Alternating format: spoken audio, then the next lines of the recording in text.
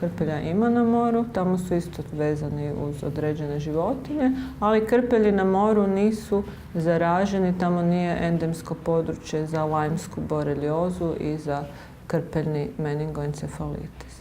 Tako da krpelji na moru mogu prenijeti neke druge bolesti, mediteranske vrućice i tako dalje, ali to su već rjeđe pojave.